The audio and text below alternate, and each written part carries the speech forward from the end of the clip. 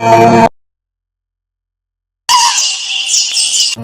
श्याम बाबा का प्रसिद्ध मंदिर राजस्थान के सीकर जिले में स्थित है।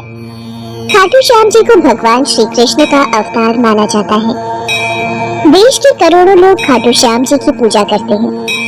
खाटू श्याम जी मंदिर में हर वक्त भक्तों का तांता लगा रहता है और विशेष रूप से होली से कुछ दिन पहले सीकर जिले में खाटू श्याम जी का विशाल मेला आयोजित होता है, जिसमें राजस्थान सहित अन्य प्रदेशों के श्रद्धालु भी बाबा के दर्शन करने आते हैं।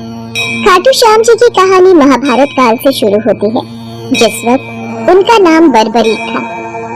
बर्बरीक भीम का पौत्र और घटोत्कच का पुत्र था। बर्बरीक बचपन से ही बहुत वीर योद्धा था। बर्बरीक ने अपनी माँ से युद्ध कला सीखी थी। बर्बरीक देवी शक्ति का बहुत बड़ा भक्त था। एक बार बर्बरीक ने देवी शक्ति की कठोर तपस्या की। बर्बरीक की कठोर तपस्या को देखकर देवी शक्ति वहाँ प्रकट हुई। आंखें खोलो पुत्र। प्रणाम माते। तुम्हारा कल्याण हो पुत्र। मैं तुम्हारी तपस्या से अति प्रसन्न हूँ। बोलो क्या वरदान चाहिए? माते, आपने मुझे दर्शन देकर कृतार्थ कर दिया। अब तो बस एक ही अभिलाषा है कि आपका आशीर्वाद सदैव मुझ पर बना रहे और मैं अपना संपूर्ण जीवन दीन दुखियों की सहायता में व्यतीत कर सकूं। तथास्तु, तुम सदा दुर्बलों का सहारा बनोगे। मैं तुम्हें ऐसी शक्ति प्रदान करूंगी जो तीनों लोकों में किसी के पास भी नहीं है। पर ज्ञात रहे पुत्र, तुम्हें इन शक्तियों का दुरुपयोग नहीं करना। भगवती शक्ति ने बर्बरीक को 3 दिव्य बाण वरदान स्वरूप दिए। वो बाण अपने लक्ष्य को भेद कर वापस लौट आते थे। इसी वजह से बर्बरीक अजेय हो गया। बर्बरीक अपनी माता के पास पहुंचा और देवी शक्ति के दिए वरदानों के बारे में बताया।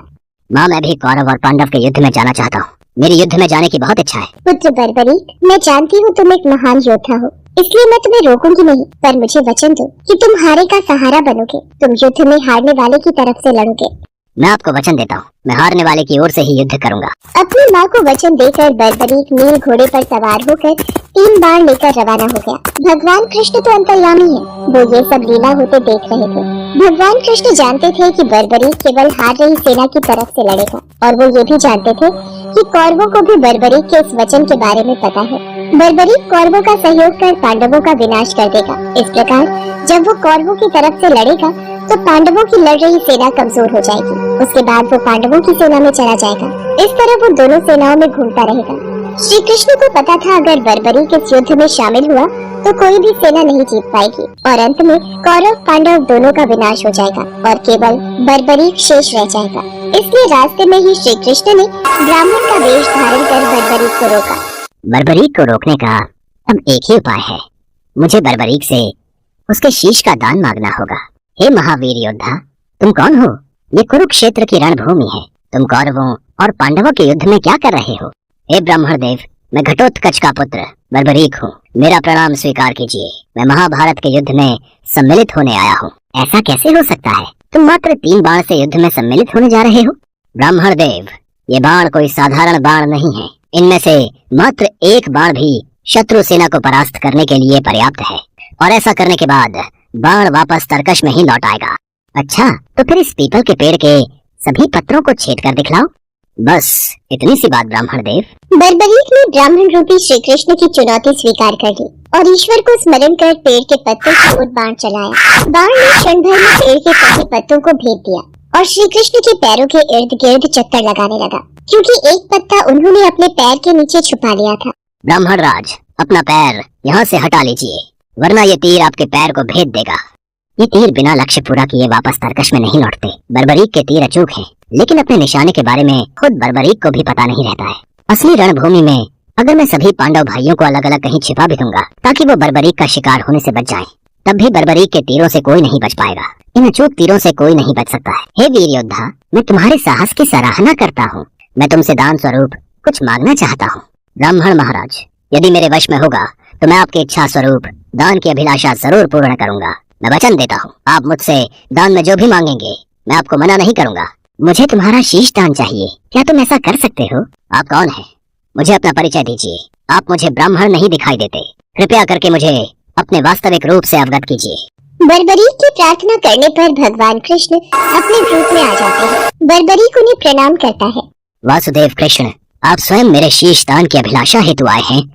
बर्बरीक, युद्ध भूमि की पूजा के लिए एक वीरवर क्षत्रिय के शीश के दान की आवश्यकता होती है और तुम महावीर महायोद्धा हो, अतएव मैं तुमसे शीश दान मांगता हूँ। हे वासुदेव कृष्ण, मैं आपको शीश दान अवश्य दूंगा, पर मेरी दो इच्छाएं हैं। पहली ये कि मेरी देह को आप स्वयं अग्नि देंगे, और दूसरी इच्छा ये कि मैं अंत तक इस युद्ध को देखना चाहता हूँ। ऐसा ही होगा वीर शीशदानी बर्बरीक। कलयुग में लोग तुम्हें हारे का सहारा बोलेंगे, तुम्हें श्याम नाम से पुकारेंगे।